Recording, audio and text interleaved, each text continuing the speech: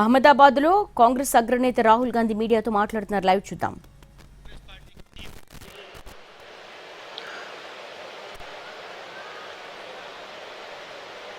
भाषण का मेरा एक प्लान था, मगर अजय लल्लू जी ने कुछ कह दिया तो अब मेरा प्लान डाइवर्ट हो गया है.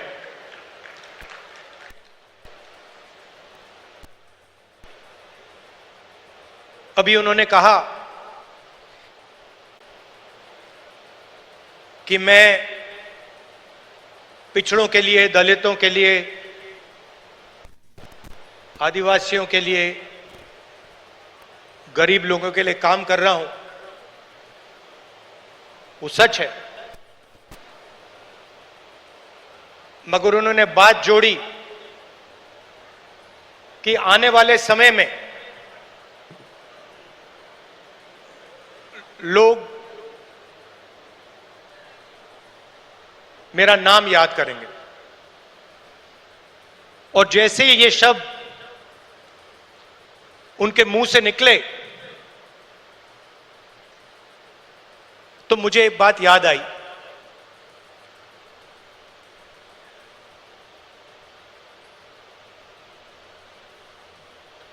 कुछ साल पहले एक जर्नलिस्ट मेरे से मिलने आए. हिंदुस्तान के जाने हुए जर्नलिस्ट हैं. ऑफिस में बातचीत चल रही थी. उन्होंने मुझे बोला कि वो या मुशर्रफ जी या नवाज शरीफ के मित्र थे, और उन्होंने मुझे बताया कि उन्होंने नवाज शरीफ या मुशर्रफ जी से कहा था कि अगर आप हिंदुस्तान और पाकिस्तान के बीच में शांति लाएंगे तो पूरी दुनिया आपका नाम याद करेगी. और उस टाइम जब जर्नलिस्ट ने कहा था, मुझे एक बात याद आई थी. जैसे ही उसके मुंह से ये शब्द निकले थे, मेरे दिमाग में ये बात उठी थी कि मैं छोटा सा बच्चा था, 7-8 साल का, और मैंने इंदिरा गांधी जी से यह सवाल पूछा कि दादी, मरने के बाद आपके बारे में लोगों को क्या कहना चाहिए, क्या सोचना चाहिए? जानते हो इंदिरा गांधी जी ने क्या जवाब दिया, जो मुझे आज तक परफेक्ट जवाब लगा.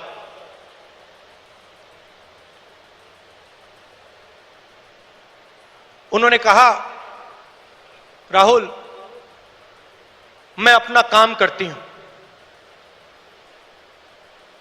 मरने के बाद लोग मेरा क्या सोचें क्या ना सोचें, मुझे कोई फर्क नहीं पड़ता है. मुझे इंटरेस्ट अपने काम से है, और अगर पूरी दुनिया मेरे मरने के बाद मुझे भूल जाए, वो भी मेरे लिए मंजूर है, अगर मैंने अपना काम पूरा किया. तो यही मेरी सोच है. लोग क्या सोचेंगे क्या नहीं सोचेंगे, मुझे कोई फर्क नहीं पड़ता. सच्चाई क्या है और मुझे क्या करना है, वो मैं करना चाहता हूं.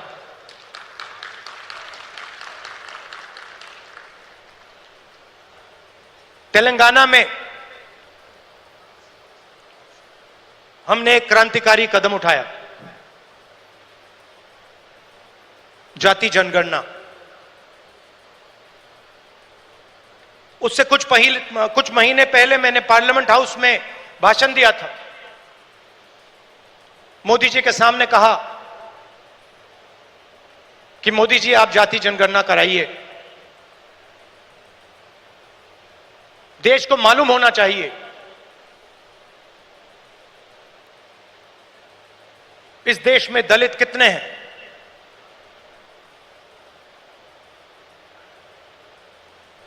पिछड़ा वर्ग कितना है,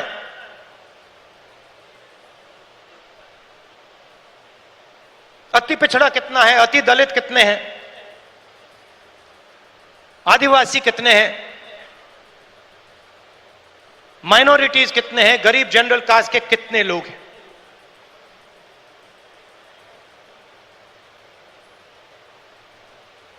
और मैं सिर्फ जाति जनगणना के पीछे नहीं था। जाति जनगणना एक कदम है, मुझे यह पता लगाना था कि इस देश में किसकी कितनी भागीदारी है। उस समय मैंने कहा था कि देश का एक्सरे होना चाहिए, पता लगाना चाहिए कि जो हमारे दलित, आदिवासी, पिछड़े वर्ग के लोग धूप में काम करते हैं, मजदूरी करते हैं, क्या सचमुच में यह देश उनकी इज्जत करता है? क्या सचमुच में यह देश उनको जगह देता है? यह मेरे दिमाग में सवाल था। मोदी जी ने, आरएसएस ने साफ कह दिया, हम जाति जनगणना नहीं करेंगे, हम जानना नहीं चाहते हैं, हम समझना नहीं चाहते हैं, हम लोगों को बताना नहीं चाहते हैं कि इस देश में दलितों को, आदिवासियों को, पिछड़ों को, गरीब जनरल कास्ट को, माइनॉरिटीज को कितनी भागीदारी मिलती है, हम छुपाना चाहते हैं। और वहां मैंने सामने बोल दिया कि आप छुपाइए जितना छुपाना है।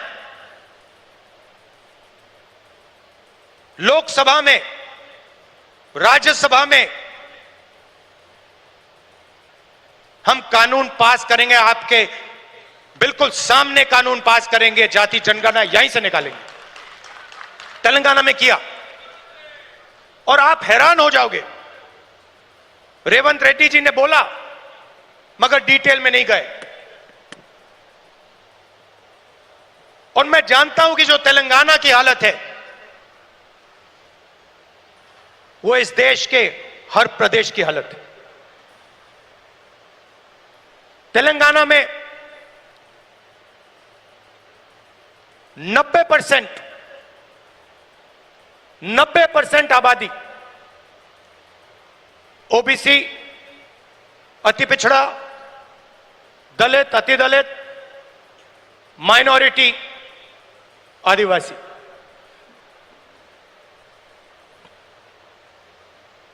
तेलंगाना का कॉर्पोरेट सेक्टर देखिए, मालिकों की लिस्ट, सीईओज की लिस्ट, सीनियर मैनेजमेंट की लिस्ट, 90% में से आपको एक व्यक्ति नहीं मिलेगा।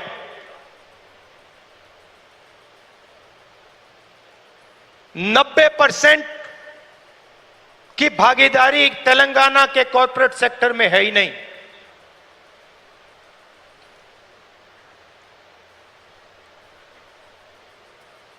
आजकल 21वीं सदी में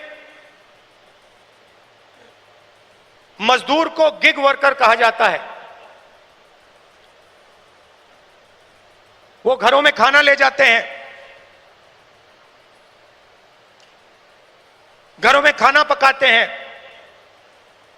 पिज्जा ले जाते हैं, अमेज़न की डिलीवरी ले जाते हैं, धूप में ले जाते हैं, सड़क पे मरते हैं। तेलंगाना में उनकी लिस्ट निकाली, सारे के सारे या ओबीसी या दलित या आदिवासी। अब तेलंगाना में जाति जनगणना ने एक बिल्कुल नया औजार दिया है। तेलंगाना में हम सचमुच में विकास का काम कर सकते हैं।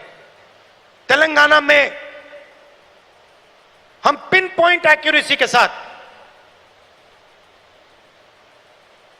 भागीदारी के बारे में हर सेक्टर में आपको बता सकते हैं। और मैं खुश हुआ कि जाति जनगणना होने के एकदम बाद हमारे चीफ मिनिस्टर ने और हमारी टीम ने ओबीसी रिजर्वेशन को 42% तक पहुंचा दिया है।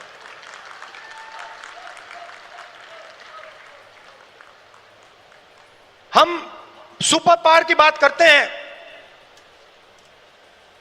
मगर जब धन की बात होती है, भागीदारी की बात होती है, कॉर्पोरेट इंडिया की बात होती है, चाहे प्राइवेट अस्पताल हो, प्राइवेट एजुकेशन सिस्टम हो, 90% उसमें है ही नहीं। मोदी जी 24 घंटा पिछले वर्ग की बात करते हैं, दलितों की बात करते हैं, आदिवासियों, वनवासियों की बात करते हैं। वो उनको वनवासी कहते हैं। मगर जब उनकी भागीदारी का सवाल आता है, जब उनके पार्टिसिपेशन का सवाल आता है, तो बीजेपी के लोग बिल्कुल चुप हो जाते हैं। तो ये तेलंगाना ने एक क्रांतिकारी कदम उठाया है और पूरे देश को रास्ता दिखाया है।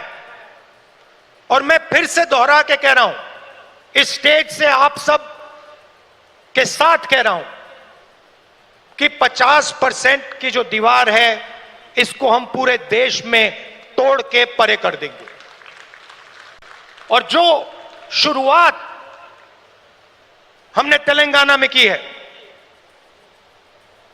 वही हम दिल्ली में पूरे हिंदुस्तान के लिए करने जा रहे हैं। एससी एसटी सब प्लान की मैंने बात उठाई। क्रांतिकारी कानून लाए थे हम, इसको बीजेपी ने रद्द कर दिया है। एक के बाद एक हिंदुस्तान की सारी संस्थाओं पर यह आक्रमण कर रहे हैं। जहां भी आपको पहले दलितों को, पिछड़ों को, आदिवासियों को, गरीब जनरल कास्ट को जहां भी पहले जगह मिलती थी, वो सारे के सारे दरवाजे एक के बाद एक बंद कर रहे हैं। पहले हिंदुस्तान के हर जात के युवा सेना में जा सकते थे, पेंशन मिलती थी, शहीद का दर्जा मिलता था, एक्स सर्विसमैन स्टेटस मिलता था। उसमें सब लोग जा सकते थे, खत्म कर दिया। आज हमारी सरकार युवाओं को कहती है कि अगर आप युद्ध में शहीद होगे और अगर आप अग्निवीर हो, तो हम आपको ना पेंशन देंगे, ना शहीद का दर्जा देंगे। आपके साथ में जो लड़ रहा है उसको मिलेगा, मगर आपको नहीं मिलेगा। रास्ता किसके लिए बंद किया? गरीबों के लिए, गरीब जनरल कास्ट, दलित, पिछड़ा वर्ग, अति पिछड़ा वर्ग, आदिवासियों के लिए। पहले पब्लिक सेक्टर हुआ करता था, उसमें हर जात के लोग जा सकते थे। Steel authority India, BHEL, BSNL, HAL, ये आप सबको, पूरे देश के युवाओं को रोजगार देते थे, अपॉर्चुनिटी देते थे। एक के बाद एक इनको बंद किया जा रहा है।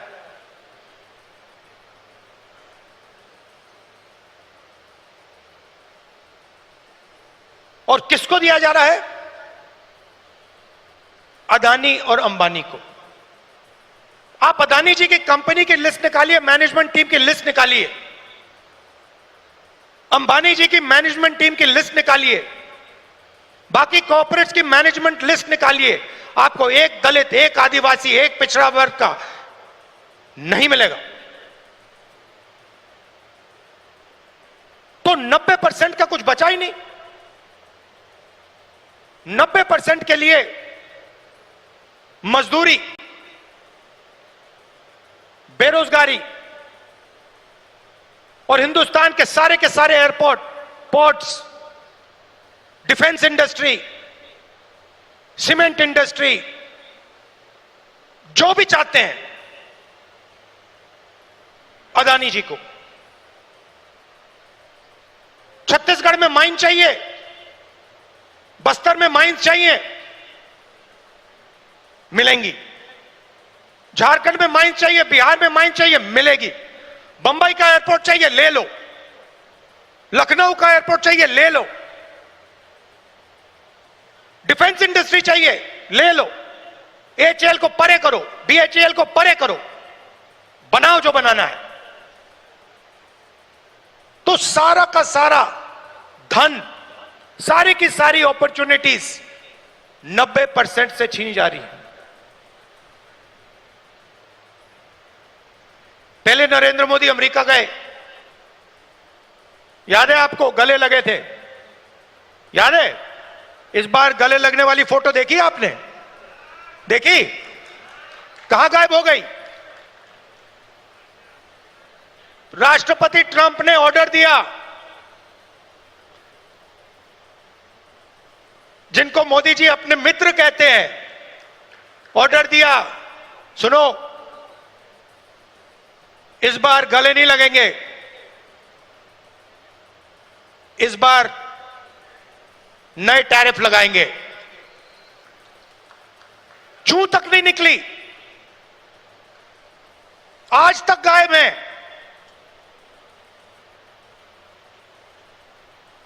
जनता का ध्यान वहां ना चला जाए तो पार्लियामेंट में 2 दिन ड्रामा चलाया।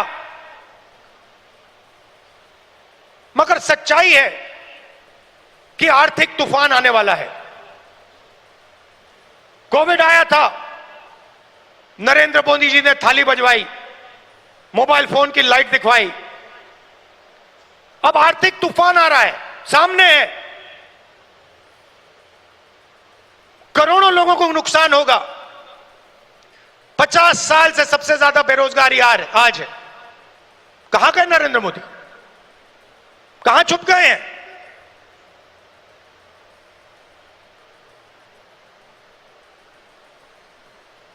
बांग्लादेश का राष्ट्रपति उल्टा बयान देता है और नरेंद्र मोदी जी उसके साथ बैठे हुए हैं, चुप, एक शब्द नहीं निकलता मुंह से। कहां गई 56 इंच की छाती?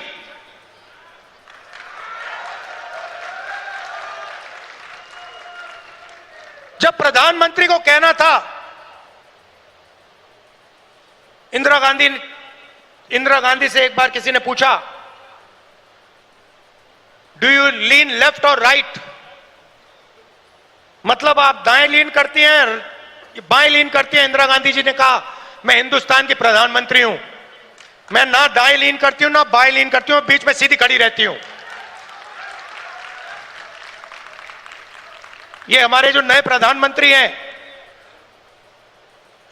ये सीधा सामने मत्था टेक देते हैं।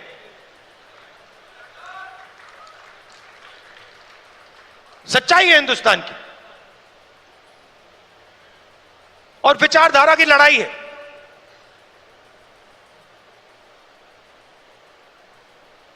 आप लोग हो सेना, बब्बर शेर। किसी ने कहा राहुल गांधी भारत जोड़ो यात्रा में चला। मैं आपसे सवाल पूछना चाहता हूं, क्या आपके बिना राहुल गांधी भारत जोड़ो यात्रा में चल सकता था क्या? तो आपको कहना चाहिए हम सब चले भारत यात्रा में और राहुल गांधी हमारे साथ चला था। आपकी शक्ति है, आपकी विचारधारा की शक्ति हमारी विचारधारा की शक्ति है, और देश आपको चाहता है। देश तंग आ गया है। आप देखना, बिहार के चुनाव में देखना, महाराष्ट्र के लोगों से पूछिए, आपको बताएंगे बीजेपी ने महाराष्ट्र में चुनाव कैसे जीता है। वो आपको बता देंगे किस प्रकार से जीता है। इलेक्शन कमीशन से हमने वोटर लिस्ट, महाराष्ट्र की वोटर लिस्ट हम पूछ पूछ के थक गए। आज तक इलेक्शन कमीशन हमें महाराष्ट्र की वोटर लिस्ट नहीं दे पा रहा है। यह सच्चाई है। मगर आने वाले समय में यहां पे बदलाव आने वाला है। लोगों का मूड दिख रहा है। तो विचारधारा की लड़ाई है, आपकी विचारधारा है, गांधी जी की विचारधारा है। क्या फर्क है इसमें और आरएसएस की विचारधारा में? सबसे पहले ये कॉन्स्टिट्यूशन जो है ये हमारी विचारधारा है।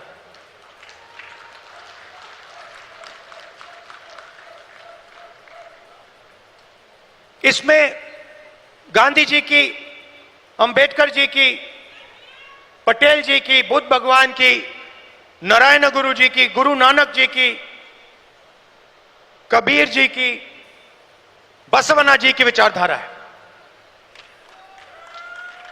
यह 70 साल पुराना डॉक्यूमेंट नहीं है, यह हजारों साल पुरानी सोच है,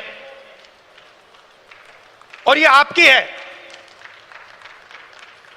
आपके खून, आपके पसीने ने, कांग्रेस पार्टी के खून, कांग्रेस पार्टी के पसीने ने यह कॉन्स्टिट्यूशन देश के साथ बनाया है, और आज इस पर आक्रमण हो रहा है। संस्थाओं पर आक्रमण होता है। अग्निवीर, अदानी अंबानी को देश का पूरा धन, यह सब कॉन्स्टिट्यूशन पर आक्रमण हो रहा है। कॉन्स्टिट्यूशन में कहीं नहीं लिखा है कि हिंदुस्तान का पूरा धन 2-3 लोगों के हाथ में होना चाहिए। कॉन्स्टिट्यूशन में कहीं नहीं लिखा है कि हिंदुस्तान की हर संस्था में एक संगठन आरएसएस के लोग होने चाहिए। इस कॉन्स्टिट्यूशन में कहीं नहीं लिखा है कि हिंदुस्तान की सब यूनिवर्सिटीज के वाइस चांसलर आरएसएस के होने चाहिए। इस कॉन्स्टिट्यूशन में कहीं नहीं लिखा है कि हिंदुस्तान की दूसरी भाषाओं को, तमिल को, बंगाली को दबाया जाना चाहिए। कहीं नहीं लिखा है। मगर आरएसएस और बीजेपी रोज इस कॉन्स्टिट्यूशन पर आक्रमण कर रहे हैं, और इनको सिर्फ कांग्रेस पार्टी रोक सकती है, बाकी पार्टियां नहीं रोक सकती हैं। आप देखना, क्योंकि यह विचारधारा की लड़ाई है। जिस पार्टी के पास विचारधारा नहीं है, क्लैरिटी नहीं है, वो बीजेपी, आरएसएस के सामने नहीं खड़ी हो सकती। जिस पार्टी के पास विचारधारा है वो ही आरएसएस और बीजेपी का मुकाबला कर सकती है, और वो ही आरएसएस और बीजेपी को हराएगी। और आजादी से पहले एक बात याद रखिए, भूलिए मत, आजादी में हम सिर्फ अंग्रेजों से नहीं लड़े थे। हम अंग्रेज और आरएसएस की विचारधारा के खिलाफ लड़े थे। ये सारे जो आरएसएस के लोग हैं, इनकी विचारधारा फ्रीडम स्ट्रगल की विचारधारा नहीं है। जिस दिन कॉन्स्टिट्यूशन लागू हुआ था, जिस दिन यह किताब लिखी गई थी, उस दिन इस कॉन्स्टिट्यूशन के खिलाफ आरएसएस ने रामलीला मैदान में इस कॉन्स्टिट्यूशन को जलाया था। सालों के लिए इस कॉन्स्टिट्यूशन में लिखा है कि हमारे देश का जो झंडा है वो तिरंगा होगा। सालों के लिए आरएसएस ने तिरंगा को सलूट नहीं मारा था। यह सच है। आज जो भी कहें उनकी विचारधारा कॉन्स्टिट्यूशन के खिलाफ है। वो लोकतंत्र को खत्म करना चाहते हैं। वो हिंदुस्तान की सारी संस्थाओं को कंट्रोल करना चाहते हैं और अंबानी अदानी को हिंदुस्तान का पूरा धन पकड़ाना चाहते हैं। और हमारी विचारधारा कहती है कि यह देश हर जात का, हर धर्म का है, हर भाषा का है। इस देश की संस्थाएं, इस देश के इंस्टीट्यूशंस किसी एक संगठन के नहीं हैं, कांग्रेस पार्टी के नहीं हैं, इस देश की जनता के हैं। और इस देश की जनता को उन इंस्टीट्यूशंस पर कंट्रोल होना चाहिए। यह लड़ाई चल रही है। कुछ दिन पहले बीजेपी ने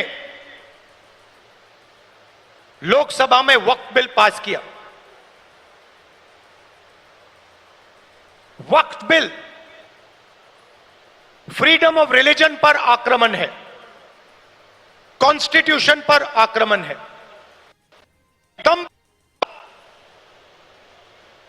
ऑब्जर्वर न्यूज़पेपर, उनका जो न्यूज़पेपर है, ऑर्गेनाइजर, सॉरी ऑब्जर्वर नहीं, ऑर्गेनाइजर में लिखते हैं कि अब जो क्रिश्चियन कम्युनिटी है, हर कार्यकर्ता के दिल के अंदर छुपी हुई है। यह है आप में और उनमें फर्क। आपके लिए चाहे दलित हो, आदिवासी हो, पिछड़े हो, पास भी आएंगे। तो आप यह मत सोचिए कि यह आप पर आक्रमण नहीं है। और यह एंटी कॉन्स्टिट्यूशन है और anti freedom of religion act है। और यह देश के सब लोगों को मालूम होना चाहिए।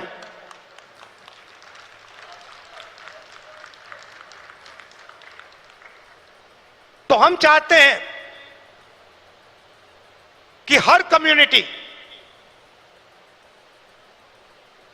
हर धर्म, हर भाषा को इस देश में इज्जत मिले, रिस्पेक्ट मिले, जगह मिले। हम चाहते हैं कि यह देश सब लोगों का हो और हर धर्म, हर जात, हर भाषा को इस देश से फायदा मिले। यहां पीछे जूली जी हैं, कहां हैं आप? जूली जी कहां हैं? जूली जी टिकाराम जूली जी कहां है भाई? हाँ, जूली बुलाइए उनको।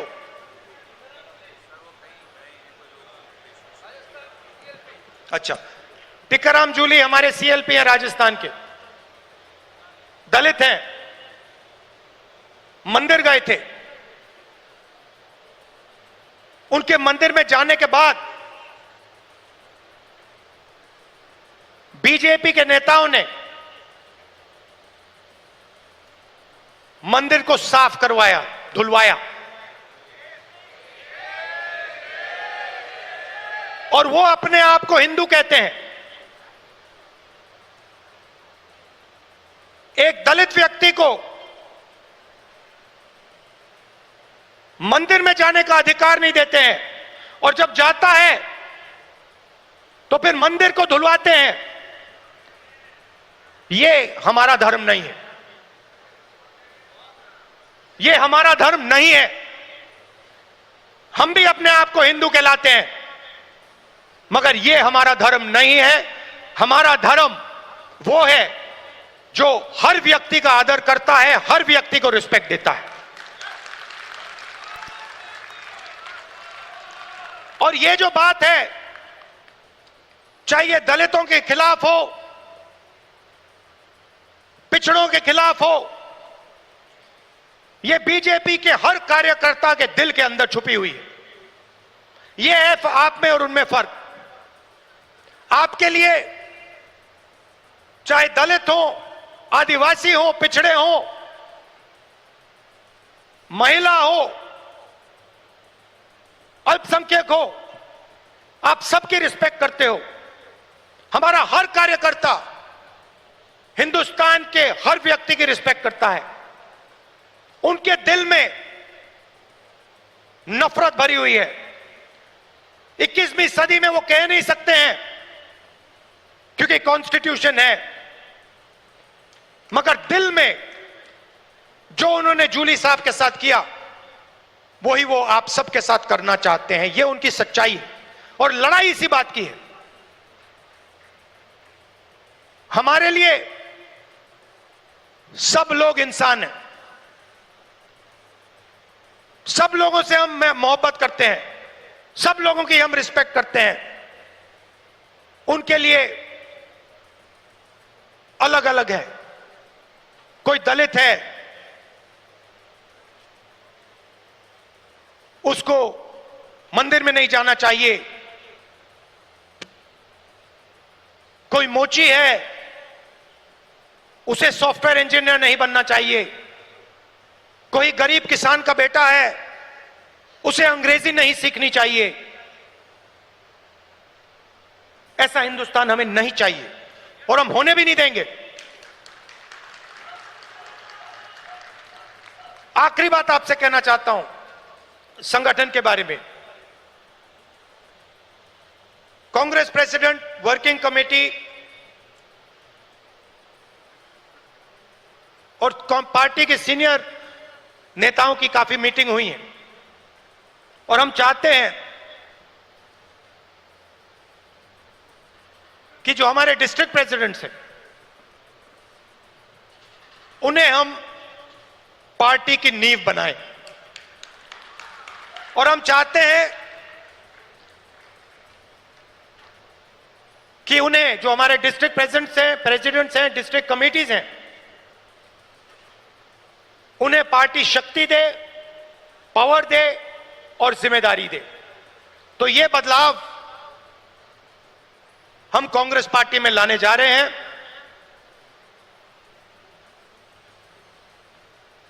डिस्ट्रिक्ट कमेटी और डिस्ट्रिक्ट प्रेसिडेंट को हम पार्टी का फाउंडेशन बनाने जा रहे हैं।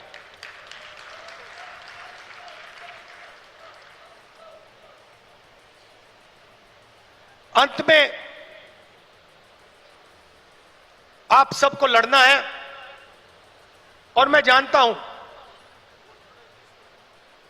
कि यह आसान नहीं है, क्योंकि उनके पास धन है, उनके पास हिंदुस्तान के सारे इंस्टीट्यूशंस हैं, उनके पास सब कुछ है, मगर जीत हमारी होगी क्योंकि हमारे पास सच्चाई है और देश की जनता का प्यार है। तो घबराने की कोई जरूरत नहीं है। आप देखना, आने वाले समय में कांग्रेस पार्टी, बीजेपी और आरएसएस का क्या करने जा रही है। अब मुझे पीछे से कह रहे हैं कि जो हमारे साउथ के लोग हैं, उनके लिए अंग्रेजी में बोलना है, तो थोड़ा सा मैं अंग्रेजी में बोलता हूं। Brothers and sisters, the fight is about the Constitution. This Constitution was prepared by the Congress Party, by the people of India, by Mahatma Gandhi, Ambedkar, Jawaharlal Nehru, Sardar Patel. Sardar Patel ji, Ambedkar ji, this constitution is under attack. This constitution is an ideological document that reflects the ideology of the Congress party. It does not reflect the ideology of the Sangh Parivar or the RSS. And that is why they are intent on destroying this constitution and capturing all the institutions that emerged from it. It is our duty as Congress members to protect this constitution, to protect the rights of every single Indian, all communities, all languages, all genders. It is our duty and our right because it is our ideology that is reflected in the constitution. The BJP and the RSS are attacking our institutional framework, and they think that just because they are in power, they have huge amount of financial capacity that nobody is going to resist them. They are absolutely wrong. The Congress worker and the Congress party and the large mass of India's people are going to fight for this constitution and are going to defeat the RSS and the BJP. I also said that a few days ago, the BJP and the RSS attacked the freedom of religion. The Waqf bill and the article that appeared in the RSS magazine, the organizer, where they said that they are now going to attack the land of our Christian brothers and sisters, are both attacks on the Constitution of India. And they must be seen in that light. I also spoke about the caste census and about how we have taken a tremendous step in Telangana, which has revealed a lot about the communities that are participating in different activities in the state. Finally, I would request all Congress members from all our states that it is your responsibility to defend the Constitution. It is your responsibility to defend the ideology of the Congress party. And I'm proud that you do it every single day against great odds. Thank you very much. Namaskar. बहुत बहुत शुक्रिया राहुल जी। जैसा आपने कहा, किसी के पास ताकत है, किसी के पास ईडी है, किसी के पास सीबीआई है,